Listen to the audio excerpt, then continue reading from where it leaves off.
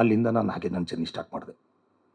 ಅಷ್ಟರಲ್ಲಿ ನನ್ನ ಫ್ರೆಂಡ್ಗೊಬ್ಬನಿಗೆ ಫೋನ್ ಮಾಡಿದೆ, ನನಗೆ ಹಿಂಗೆ ಆಗ್ಬಿಟ್ಟಿದೆ, ಪ್ರವೀಣ್ ಅಂತ.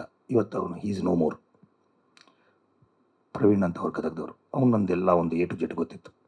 ಅವ್ನಿಗೆ ಹೇಳಿದೆ, ಹಿಂಗೆ ಆಗ್ಬಿಟ್ಟಿದೆ ಕಣವ, ನಾನು ಊರು ಬಿಡುವಂಥ ಪ್ರಸಂಗ ಬಂದುಬಿಟ್ಟಿದೆ, ನಾನು ಬಿಡ್ತಾ ಇದ್ದೀನಿ, ಸ್ವಲ್ಪ ದುಡ್ಡು ಕೊಡೋ ಅಂದೆ. ಕೊಟ್ಟವನು.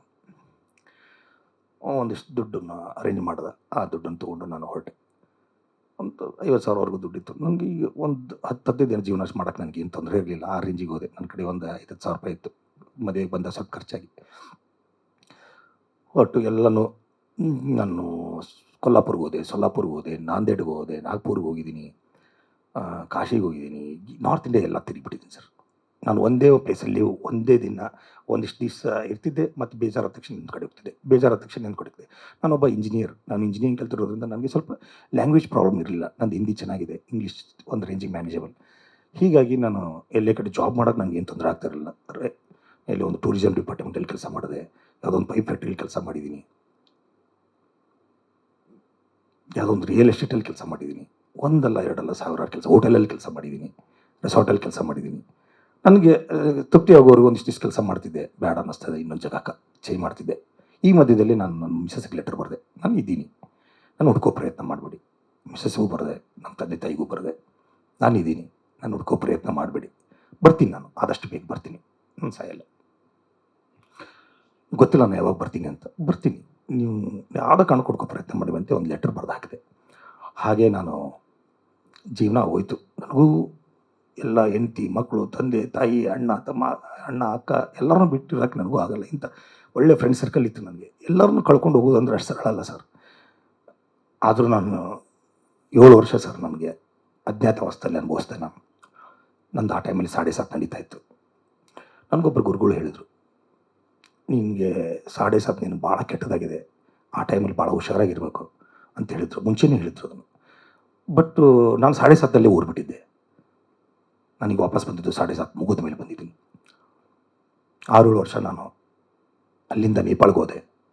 ನೇಪಾಳದಲ್ಲಿ ನನ್ನ ಇಂಜಿನಿಯರಿಂಗ್ ಫ್ರೆಂಡ್ ಒಬ್ಬರಿದ್ದರು. ಅವ್ನಿಗೇನು ಗೊತ್ತಿಲ್ಲ, ಅವ್ನು ಕನ್ನಡ, ನಮ್ಮ ಫಿಲ್ಮ್ ಇಂಡಸ್ಟ್ರಿ ಅದೇನು ಗೊತ್ತಿಲ್ಲ. ಅವ್ನು ನೇಪಾಳದವನು. ನಾನು ಇಂಜಿನಿಯರಿಂಗ್ ಕಲಿಬೇಕಾದಾಗ ಅವನ ಜೊತೆ ನನ್ನ ಕ್ಲಾಸ್ಮೇಟ್ ಅವ್ನು ನೇಪಾಳದಿಂದ ಬಂದು ಜಾಯ್ನ್ ಆಗಿದ್ದ.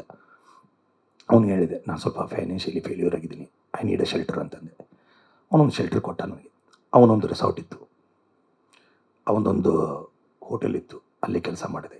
ಅಲ್ಲೇ ಎಷ್ಟೋ ದಿನ ಕಳೆದೆ ನಾನು ಜನಕ್ಪುರದಲ್ಲಿ. ಜನಕ್ಪುರ ಅಂತ ಊರು. ಹೀಗೆ ನನ್ನ ಜೀವನ 6 ವರ್ಷ ಹೆಂಗೇನೋ ಕಳೀತು. ಮಿಡ್ಲಲ್ಲಿ ಎಲ್ಲೋ ಒಂದು ಕಡೆ ನಾನು ಲೆಟರ್ ಬರಿತಾ ಇದ್ದೆ. ನಾನು ಇದೀನಿ ಅನ್ನೋ ಕ್ಲೂ ಕೊಡ್ತಿದ್ದೆ, ನಾನು ಅಷ್ಟು ಮಾತಾಡ್ತಿದ್ದೆ. ನನ್ನ ಫ್ರೆಂಡ್ ಪ್ರವೀಣ್ ಅನ್ನೋ ಒಂದು ಕಡೆ, ಅವನಿಲ್ಲ ಈಗ, ನೋ ಮೋರ್. ಅವನೇ ನನಗೆ ದುಡ್ಡು ಕೊಟ್ಟಿದ್ದು. ಪಾಪ ಅವನು ನೋಡೋಕ್ಕೂ ಆಗಲಿಲ್ಲ ನಾನು. ಪಾಪ ನನ್ನ ಕಷ್ಟದಲ್ಲಿ ಹೆಲ್ಪ್ ಮಾಡಿದವನು. ಅವನ ಮೂಲಕ ನಾನು ಗದಗಲ್ಲಿ ಸ್ವಲ್ಪ ಸಣ್ಣ ಪುಟ್ಟ ಏನು ನಡೀತಾ ಇದೆ ಅಂತ ತಿಳ್ಕೊತಾ ಇದ್ದೆ ವಿಷಯಗಳನ್ನ. ಆಮೇಲೆ 6 ವರ್ಷ ಆಯಿತು ಸರ್.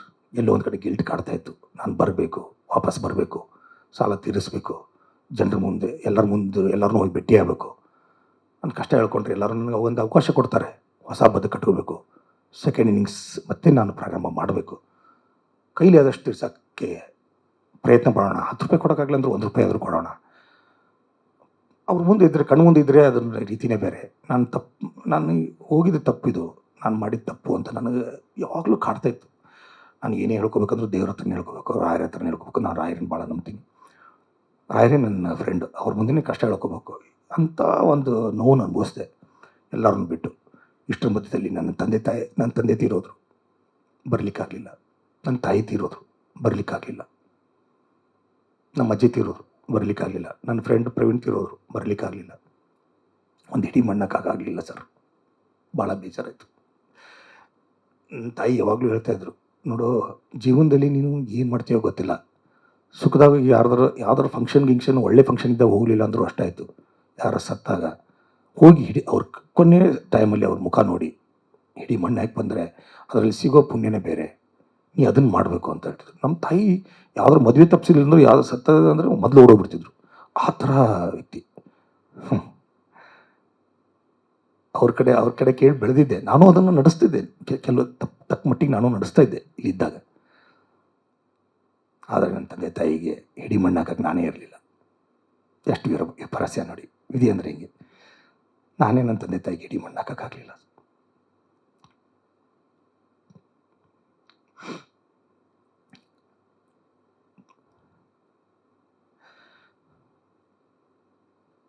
ಮತ್ತೆ ನನಗೆ ಇಲ್ಲಿ ಬರಬೇಕನ್ನಿಸ್ತು. ಇಷ್ಟರ ಮಧ್ಯದಲ್ಲಿ ನಾನು ನಮ್ಮ ಮನೆ ಟಚ್ಚಲ್ಲಿ ಬಂದೆ. 1.5 ವರ್ಷದ ಹಿಂದೆ, 1.5 ವರ್ಷ, 1 ವರ್ಷ 3 ತಿಂಗಳು ಅಂದ್ಕೊಂಡೆ. ಬಂದೆ, ಟಚ್ಚಲ್ಲಿ ಬಂದುಬಿಟ್ಟು ಹಿಂಗೆ ಬರ್ತಾಯಿದ್ದೀನಿ ಅಂತಂದ್ರು. ಅವಾಗೆಲ್ಲ ನಡೆದ ವಿಷಯ ಗೊತ್ತಾಯಿತು, ಬೇಜಾರಾಯಿತು, ಬಂದೆ ನಾನು. ಅದೇ ಟೈಮಲ್ಲಿ ಸ್ವಲ್ಪ ದರ್ಶನ್ ಸರ್ದು ಏನೋ ಇಶ್ಯೂ ನಡೆದಿತ್ತು, ನನ್ನ ಬಗ್ಗೆನೂ ಅದರಲ್ಲಿ ಏನೋ ಆಗಿ ಬಂದಿತ್ತು. ಬಟ್ ನಾನು ಇದ್ದೀನಿ ಅಂತ ಹೇಳೋಕ್ಕಂತ ಬರಬೇಕಂದೆ. ಅದೇ ಟೈಮಲ್ಲಿ ನನಗೆ ಕಿವಿ ಆಪ್ರೇಷನ್ ಆಗಿತ್ತು. ಕಿವಿ ಆಪ್ರೇಷನ್ ಆಯಿತು, ಅದು ಕಲ್ಚರ್ ಟೆಸ್ಟ್ ಮಾಡಿದ್ರೆ TB ಆಗಿತ್ತು ನನಗೆ. ಮತ್ತು ನಾನು 4 ತಿಂಗಳ ಬೆಡ್ ರೆಸ್ಟ್ ತೊಗೋಬೇಕಾಯಿತು. 4 ತಿಂಗಳು ಫುಲ್ ಮೆಡಿಕೇಷನ್ಲಿದ್ದೆ. ಅದೆಲ್ಲ ಕ್ಲಿಯರ್ ಆಯಿತು. ಥ್ರೋಟ್ ಆಪ್ರೇಷನ್ ಆಯಿತು, ಕಿಡ್ನಿ ಸ್ಟೋನ್ ಆಪ್ರೇಷನ್ ಆಯಿತು. ನನಗೆ 1 ಅಲ್ಲ 2 ಅಲ್ಲ, ಭಾಳ ಅನುಭವಿಸ್ಬಿಟ್ಟೆ. ಅದಾದಮೇಲೆ ಸ್ವಲ್ಪ ಕ್ಲಿಯರಾಗಿ ನಂದು ಒಂದು ಕೇಸ್ ಇತ್ತು, ಅರ್ಜುನ್ ಸರ್ಜಾ ಅವ್ರದ್ದು. ನಂದು ಅವ್ರಿಗೆ 2 ಚೆಕ್ ಕೊಟ್ಟಿದ್ದೆ ನಾನು, ಸೆಕ್ಯೂರಿಟಿ ಪರ್ಪಸ್ ಅಕೌಂಟ್ಸ್ ಪ್ರೇಮಬರ ಡಿಸ್ಟ್ರಿಬ್ಯೂಷನಲ್ಲಿ. ಆ 2 ಚೆಕ್ನ ಅವರು ಪ್ರೆಸೆಂಟ್ ಮಾಡಿದ್ರು, ಅದು ಬೌನ್ಸ್ ಆಗಿತ್ತು. ಅದ್ರ ಮೇಲೆ ನನಗೆ ಸರ್ಚ್ ವಾರಂಟ್ ಇಶ್ಯೂ ಆಗಿತ್ತು. ನನಗೆ ವಿಷಯ ಗೊತ್ತಾಯಿತು. ಸೊ ನಾನು ಬೇಲ್ ತೊಗೊಳ್ಳೇಬೇಕಿತ್ತು. ನಾನು ನಮ್ಮ ಬ್ರದರ್ ಮೂಲಕ ಅವ್ರ ಲಾಯರನ್ನು ಅಪ್ರೋಚ್ ಮಾಡೋಕ್ಕೆ ಟ್ರೈ ಮಾಡಿದ್ವಿ. ಬಟ್ ಆಮೇಲೆ ಸ್ವಲ್ಪ ಏನೋ ಆಗಲಿಲ್ಲ. ಅದಾದಮೇಲೆ ನಾವೇ ಬೇಲ್ ತೊಗೊಂಡೆ. ಹೋದ ವರ್ಷ ಮೇ 29ಕ್ಕೆ ನಾನು ಬೇಲ್ ತೊಗೊಂಡಿರೋದು. ಫಸ್ಟ್ ಟೈಮ್ ನಾನು ಬೆಂಗಳೂರು ಬಂದಿದ್ದೆ. ಅವಾಗ ಬೆಂಗಳೂರು ಬಂದೆ ಆಫ್ಟರ್ 7 ಇಯರ್ಸ್ ಆದಮೇಲೆ ಬೇಲ್ ತೊಗೊಂಡೆ. ಬೇಲ್ ತೊಗೊಂಡಾದ್ಮೇಲೆ ಇಲ್ಲಿಲ್ಲ, ಮತ್ತೆ ಹೋದೆ. ದಿನಕರನ್ ಭೇಟಿಯಾದೆ. ನನಗೆ ಅತಿ ಆಪ್ತರ ಅಂದರೆ ದಿನಕರ್ ಜೊತೆ ನಾನು ಹೆಚ್ಚಿಗೆ ಒಡನಾಟ. ಅವನ ಜೊತೆ ನಾನು ಹೆಚ್ಚಿಗೆ ಪಿಕ್ಚರ್ ಮಾಡಿರೋದು. ನನ್ನ ಒಳ್ಳೆ ಫ್ರೆಂಡ್ ಬೇರೆ. ಅವನು ಭೇಟಿಯಾದೆ. ಭೇಟಿಯಾದಮೇಲೆ ದರ್ಶನ್ ಸರ್ ಅವಾಗ ಊರಲ್ಲಿರಲಿಲ್ಲ, ಇಲ್ಲೇ ಇದ್ದರು. ಅವರು ಬೆಂಗಳೂರಲ್ಲಿದ್ದರು. ಅವಾಗ ಅವ್ರಿಗೆ ಬೇಲ್ ಮೇಲೆ ಹೊರಗೆ ಬಂದಿದ್ದರು. ಮೀಟ್ ಆಗಲಿಲ್ಲ. ಅದು ಹಾಗೆ 3 ದಿನಕ್ಕೆ ಸರ್ ನಾನು ವಾಪಸ್ ಇನ್ನೊಂದು ವಾರ ದೇವಸ್ಥಾನಕ್ಕೆ ಹೋಗಿ ಬರಬೇಕಂತ ಹೋಗಿದ್ದೆ. 3 ದಿನಕ್ಕೆ ಸರ್ ನನಗೆ ಸ್ಟ್ರೋಕ್ ಆಯಿತು, ಪ್ಯಾರಲಿಸಿಸ್ ಆಯಿತು. 7 ತಿಂಗಳು ಮತ್ತೆ ಬೆಡ್ ರೆಸ್ಟ್. ನಾನು ಮೇ 29ಕ್ಕೆ ಬೇಲ್ ತೊಗೊಂಡಿದ್ದೀನಿ. ಅದಾದಮೇಲೆ 7.5 ತಿಂಗಳು ನಾನು ಮತ್ತೆ ಬೆಡ್ ರೆಸ್ಟ್ ತೊಗೊಂಡೆ. ಫುಲ್ ಫಿಸಿಯೋಥೆರಪಿ ಮಾಡಿಸ್ತೇನೆ. ನನಗೆ ವಾಪಸ್ ಬರಬೇಕು, ದುಡಿಬೇಕು ಅಂತ ಬಂದಿದ್ದೀನಿ. ಈ ಟೈಮಲ್ಲಿ ಹಿಂಗೆ ಆಗಿಬಿಡ್ತಲ್ಲಪ್ಪ, ಏನೋ ನನ್ನ ವಿಧಿನೇ ಹಿಂಗೆ ಬರೆದುಬಿಟ್ಟಿದ್ದೀನಿ ಅಂತ ನಾನು ಅಷ್ಟು ಬೇಜಾರು ಮಾಡ್ಕೊಂಬಿಟ್ಟಿದ್ದೀನಿ. ಮತ್ತು 7 ತಿಂಗಳು ಬೆಡ್ ರೆಸ್ಟ್, ಫಿಸಿಯೋಥೆರಪಿ ಅದು ಇದು ಮಾಡಿ, ಸ್ವಲ್ಪ ವಾಕಿಂಗ್ ಮಾಡಿ, ಸ್ವಲ್ಪ ವಿಲ್ ಪವರ್ ತೊಗೊಂಡು ಮತ್ತೆ ರೆಡಿ ಆದೆ ಸರ್. ರೆಡಿಯಾಗಿ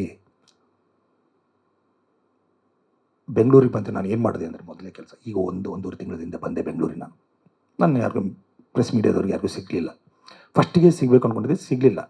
ನನ್ನ ಒಬ್ಬ ಗುಡ್ ಫ್ರೆಂಡ್ ಹೇಳಿದ್ರು, ಇಲ್ಲ ನೀನು ಯಾರ್ಯಾರ ಹತ್ರ ದುಡ್ಡು ತೊಗೊಂಡಿದ್ದೀಯ ಅವ್ರು ಮೊದಲು ಅಪ್ರೋಚ್ ಆಗು, ಆಮೇಲೆ ಪ್ರೆಸ್ ಮೀಟ್ ಮಾಡು ಅಂತಂದರು. ನನಗೇನು ಆ ಮೂಮೆಂಟಲ್ಲಿ ಹಂಗೆ ಅನ್ನಿಸ್ತು. ಅವ್ರು ಹೇಳಿದ್ದು ಕರೆಕ್ಟ್ ಅನ್ನಿಸ್ತು. ನಾನು ಯಾರ ಹತ್ರ ದುಡ್ಡು ತೊಗೊಂಡಿದ್ದೀನಿ, ಇಷ್ಟರ ಮನೆಗೆ ಸರ್ 23-24 ಜನ ಇದ್ದಾರೆ, ಅಲ್ಲಿ ಒಬ್ಬರು ಇಬ್ಬರು ಸಿಕ್ಕಿಲ್ಲ ನನಗೆ. ಇಷ್ಟರ ಮನೆಗೂ ನಾನು ಹೋಗಿದ್ದೀನಿ ಸರ್, ಎಲ್ಲರ ಮನೆಗೂ ಹೋಗಿದ್ದೀನಿ. ನಾನು ಕೊಡ್ತೀನಿ, ಸ್ವಲ್ಪ ಕಾಲಾವಕಾಶ ಕೊಡಿ. ನಾನು ಸೋತಿದ್ದೀನಿ, ನಿಜ, ಸತ್ತಿಲ್ಲ. ನಿಮ್ಮ ಕಣ್ಣು ಮುಂದೆನೇ ಇರ್ತೀನಿ, ಏನೋ ದುಡಿತೀನಿ, ಎಷ್ಟಾಗ್ತಷ್ಟು ದಿವಸ ಪ್ರಯತ್ನ ಮಾಡ್ತೀನಿ. ನನಗೊಂದು ಅವಕಾಶ ಕೊಡಿ, ಬದುಕಕ್ಕೆ ಒಂದು ಅವಕಾಶ ಕೊಡಿ, ಸೆಕೆಂಡ್ ಇನ್ನಿಂಗ್ಸ್ ಆರಂಭಿಸೋಕ್ಕೆ ಒಂದು ಅವಕಾಶ ಕೊಡಿ ಅಂತ ಎಲ್ಲರ ಹತ್ರ ರಿಕ್ವೆಸ್ಟ್ ಮಾಡಿಕೊಂಡೆ. ಗೊತ್ತಿಲ್ಲ ಸರ್, ರಾಯರು ಎಲ್ಲರೂ ಹೃದಯದಲ್ಲಿ ಬಂದಿದ್ರು ಏನೋ ಗೊತ್ತಿಲ್ಲ, ಎಲ್ಲರೂ ಒಳ್ಳೆತನದಲ್ಲೇ ನನ್ನ ಕಳಿಸ್ಕೊಟ್ರು. ಎಲ್ಲರೂ ಟೀ ಕಾಫಿ ಎಲ್ಲ ಕುಡಿಸಿ, ಏನಾಗಲ್ಲ, ನೀನು ಒಳ್ಳೆ ಉದ್ದೇಶದಿಂದ ಬಂದಿದೆಯಾ, ನೀನೇನು ₹1 ದುಡ್ಡು ತೊಗೊಂಡಿಲ್ಲ, ನಮಗೆ ಗೊತ್ತು, ನೀನು ಕೊಡಬೇಕು ಅನ್ನೋ ಉದ್ದೇಶದಿಂದ ವಾಪಸ್ ಬಂದಿದೆಯಲ್ಲ, ಮನೆವರೆಗೂ ಹುಡ್ಕೊಂಡು ಬಂದಿದೆಯಲ್ಲ, ಅದೇ ಗ್ರೇಟು. ನೀನು ಅರ್ಧ ಗೆದ್ದಂಗೆ, ನೀವು ಹೋಗು, ನಾವೆಲ್ಲ ನೀನು ಸಪೋರ್ಟಿಗೆ ಇರ್ತೀವಿ, ನಿನ್ಗೆ ಆದ ಕೊಡು ಅಂತ ಎಲ್ಲರೂ ಒಂದೊಂದು ಥರ ಧೈರ್ಯ ಹೇಳಿ ಕಳಿಸಿದರು. ಒಳ್ಳೆತನ ಹಿಂಗೂ ಇರುತ್ತೆ ಅಂತ ಗೊತ್ತಾಗಿದ್ದೆ ನಾನು ಇವ್ರನ್ನೆಲ್ಲ ಮೀಟ್ ಆದಾಗ. ಖುಷಿ ಆಯಿತು. ಎಲ್ಲರನ್ನೂ ಮೀಟ್ ಆದಮೇಲೆ ಪ್ರೆಸ್ ಮೀಟ್ ಮಾಡಬೇಕು ಅಂತ ಡಿಸೈಡ್ ಮಾಡಿದೆ. ಅಷ್ಟರಲ್ಲಿ ಮೊನ್ನೆ ಯಾರನ್ನೋ ಮೀಟ್ ಹಾಕೊಂಡು ಹೋದಾಗಲೇ ಒಂದು ಸಿನಿ ಬಜೆಯಲ್ಲಿ ಒಂದು ಕಡೆ ಬಂತು. ನಾನು ಅಷ್ಟೊತ್ತಿಗೆ ರೆಡಿಯಾಗಿದ್ದೆ. PR ಸರ್, ವೆಂಕಟೇಶ್ ಸರಿ ಫೋನ್ ಮಾಡಿದ್ದೆ ಮಂಗಳವಾರ ಬೆಳಗ್ಗೆ. ಅವ್ರು ಊರಲ್ಲಿ ಇರಲಿಲ್ಲ. ಬುಧವಾರ ಸಿಗ್ತೀನಿ ಅಂತಂದರು. ನಿನ್ನೆ ಸಿಕ್ಕು ಎಲ್ಲ ಮಾತಾಡಿ ಇವತ್ತು ಅರೇಂಜ್ ಮಾಡಿ ನಿಮ್ಮ ಎದುರುಗಡೆ ಬಂದು ಕೂತಿದ್ದೀನಿ ಸರ್. ನಾನು ಬೆಂಗಳೂರು ಬಿಡಬೇಕಾದ್ರೂ ಬರಿಗೈಲಿದ್ದೆ, ಇವತ್ತು ಬರಿಗೈಲಿದ್ದೀನಿ. ಏನೋ ಮಾಡ್ತೀನಿ ಅಂತ ಬಂದಿದ್ದೀನಿ. ನಿಮ್ಮೆಲ್ಲರದು ಸಹಕಾರ ಬೇಕು, ಸಪೋರ್ಟ್ ಬೇಕು. ಸೋತಿದ್ದೀನಿ, ಆದರೆ ಇನ್ನೂ ಸತ್ತಿಲ್ಲ. ಏನೋ ಮಾಡ್ತೀನಿ, 100% ಮಾಡ್ತೀನಿ. ಇಷ್ಟೇ ನಾನು ನಿಮ್ಮ ಕಡೆ ಕಳಕಳಿಯಿಂದ ಕೇಳ್ಕೊಂಡು ಸರ್. ನಾನು ಹೇಳಿದೆ ನಿಮಗೆ, ನಾನು ಒಂದೇ ಬಿಸ್ನೆಸ್ ಮಾಡಿರಲಿಲ್ಲ. ಹೋಟೆಲ್ ಬಿಸ್ನೆಸ್ ಮಾಡಿದ್ದೆ, ಮೈನ್ಸ್ ಬಿಸ್ನೆಸ್ ಮಾಡಿದ್ದೆ, ನಂದು ಸಾಫ್ಟ್ವೇರ್ ಕಂಪನಿ ಮಾಡಿದ್ದೆ. ಎಲ್ಲದಕ್ಕೂ ಪ್ರೂಫ್ ಇದೆ, ಬೇಕಂದರೆ ಎಲ್ಲದಕ್ಕೂ ಪ್ರೂಫ್ ಇದೆ. ಪ್ಲಸ್ ಸ್ಯಾನಿಟರಿ ವೇರ್ಸ್ ಬಿಸ್ನೆಸ್ ಮಾಡಿದ್ದೆ. ಮತ್ತು ಫಿಲ್ಮ್ ಡಿಸ್ಟ್ರಿಬ್ಯೂಷನ್ ಒಂದೂ ಅಲ್ಲ ಸರ್, ತೆಲುಗುನೂ ಮಾಡಿದ್ದೀನಿ, ಕನ್ನಡನೂ ಮಾಡಿದ್ದೀನಿ. ನಾನು ಮೊದಲ ಸಲ ಫಿಲ್ಮ್ ಪ್ರೊಡ್ಯೂಸು ಮಾಡಿದ್ದೀನಿ. ಮದುವೆ ಮಮತೆ ಕರೆಯೋಲೆ ಪಿಕ್ಚರ್ ಪ್ರೊಡ್ಯೂಸು ಮಾಡಿದ್ದೀನಿ. ಅದರಲ್ಲೂ ಒನ್ ಆಫ್ ದ ಪ್ರೊಡ್ಯೂಸರ್ ನಾನು. ಮದುವೆ ಮಮತೆ ತಗುದೀಪ ಪ್ರೊಡಕ್ಷನ್ ಮಾಡಿದ್ರು ಎಲ್ಲ. ನಂಗೆ ಯಾವ ಕೈ ಹಿಡಿದಿಲ್ಲ ಸರ್, ಒಂದಿಷ್ಟು ಪಿಕ್ಚರ್ ಕೈ ಹಿಡಿದಿಲ್ಲ. ನಾನು ಹೇಳಿದ್ನಲ್ಲ ಸರ್, ನಾನು ಮುಂಚೆನೇ ಹೇಳಿದೆ, ನಂದು ಫೇಲ್ಯೂರ್ ಪರ್ಸೆಂಟೇಜ್ ಹೆಚ್ಚಿಗೆ ಆಯಿತು, ಪ್ರಾಫಿಟ್ ಪರ್ಸೆಂಟೇಜ್ ಕಡಿಮೆ ಆಯ್ತಲ್ಲ, ಹಿಟ್ಟಾಗಿರೋ ಪರ್ಸೆಂಟೇಜ್ ಕಡಿಮೆ ಆಯಿತು. ಅವೆಲ್ಲ ಸರಿ ಹೋದಾಗ ನಾನು ಸ್ವಲ್ಪ ಲಾಸಲ್ಲೇ ಹೆಚ್ಚಿಗೆ ಇದ್ದೆ. ಕರ್ನಾಟಕ ನ್ಯೂಸ್ ಬೀಟ್ ಫಾಲೋ ಮಾಡಿ, ಸಬ್ಸ್ಕ್ರೈಬ್ ಮಾಡಿ.